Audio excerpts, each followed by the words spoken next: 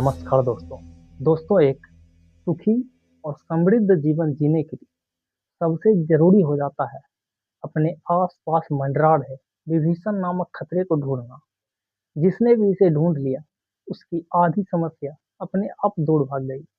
लेकिन वहीं जो इसे पहचानने में असफल रहा, वो समस्या के साथ खुद भी गायब हो गया। और कुछ ऐसी ही घटना घटी शिशुनाग वंश के साथ। उसके अपने ही घर में महापद्मनंद नाम का एक विभीषण पल रहा था, जो आगे चलकर इस वंश के नाश का कारण भी बना।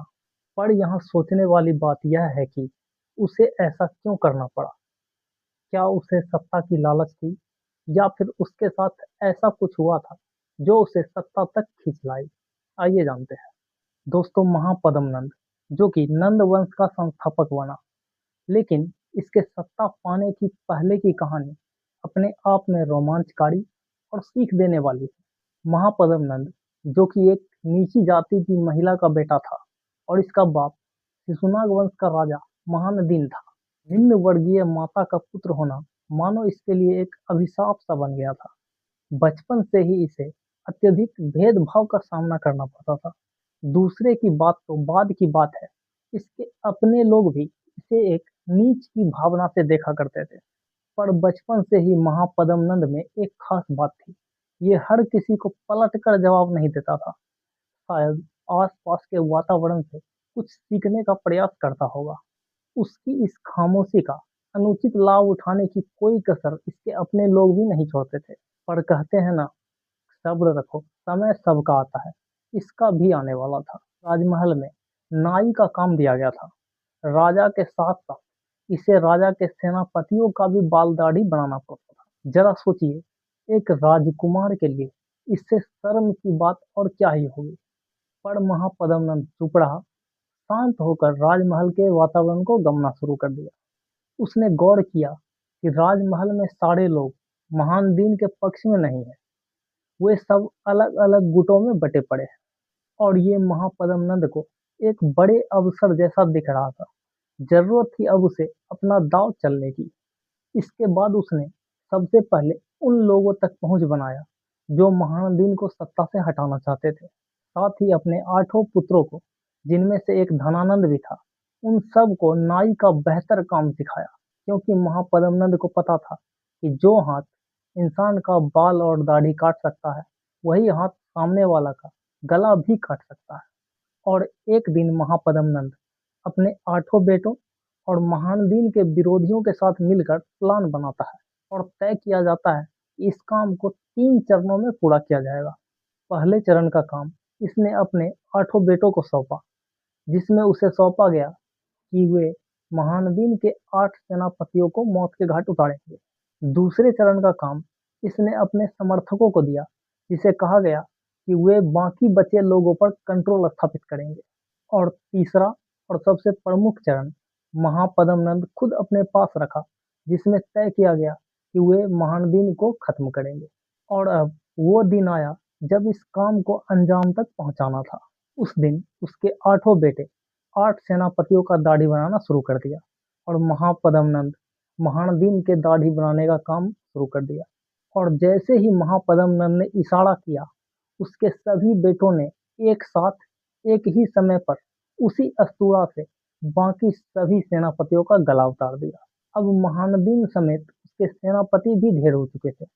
राजा का गद्दी पूरी तरीके से खाली था।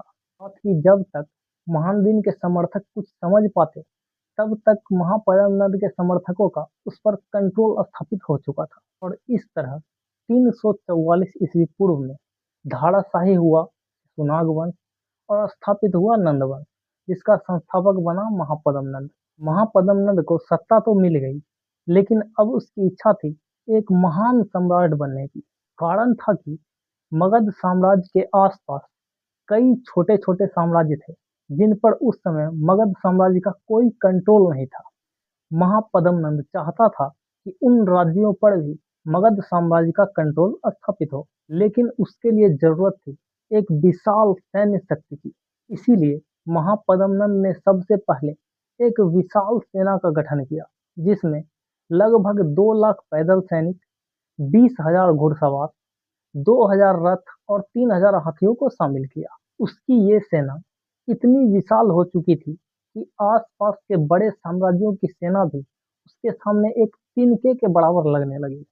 सेना बड़ी करने के बाद ये अपने आसपास के क्षेत्रों जैसे कि काशी, कौशल, कुरु, कलिंग, पांचाल, असमक और हैह राज्यों को जीत लिया। इन राज्यों को जीतने में उसने अनेकों क्षत्रिय राजा का वध किया था, इसीलिए इसे सर्व क्षत्रांतक और दूसरा परशुराम के नाम से बुलाया जाने लगा। साथ ही इस जीत की खुशी में इसने खुद को एक राट की उपाधि से सम्मानित किया, जिसका मतलब होता है केवल एक राजा। अब मगध साम्राज्य बिहार के अलावा उत्तर प्रदेश, मध्य प्रदेश, उड़ीसा और बंगाल तक फैल चुका था। इन राज्यों को जीतने के बाद मगध साम्राज्य के पास इतना धन जमा हो गया था कि उसके धन संपत्ति की चर्चा पूरे भारत में गूंजने लगी। इसके बाद उसने अपनी राजधानी पाटलिपुत्र को और सुरक्षित बनाने के लिए प्रशासनिक व्यवस्थाओं में सुधार किया, व्यापार को बढ़ावा दिया, सेना के लिए नए नए प्रबंध किए गए, साथ ही कर संग्रह को मजबूत किया, जिस कारण उस समय पाटलिपुत्र एक महत्वपूर्ण राजनीतिक केंद्र बनकर उभरा।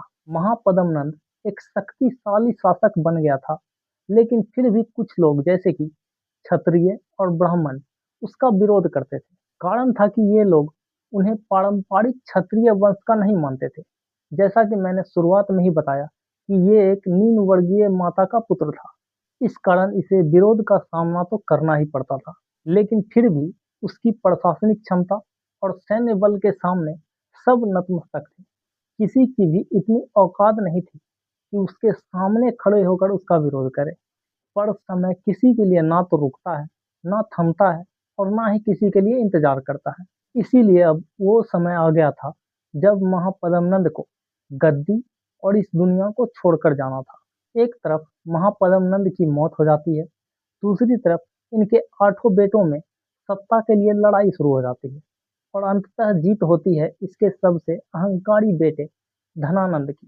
सत्ता मिलते ही धनानंद ने अपना रंग दिखाना शुरू कर दिया, लेकिन इसकी कहानी अभी नहीं, किसी अगले वीडियो में आपको सुनाई जाएगी। तब तक आप आगे इसी प्रकार के ऐतिहासिक सत्ता पलट की कहानी सुनने के लिए चैनल को सब्सक्राइब कर लें। सुन के आनंद आया हो और कुछ सीख पाए हो तो वीडियो को लाइक कर दें, साथ ही इसे दोस्तों के साथ अवश्य शेयर करें। धन्यवाद।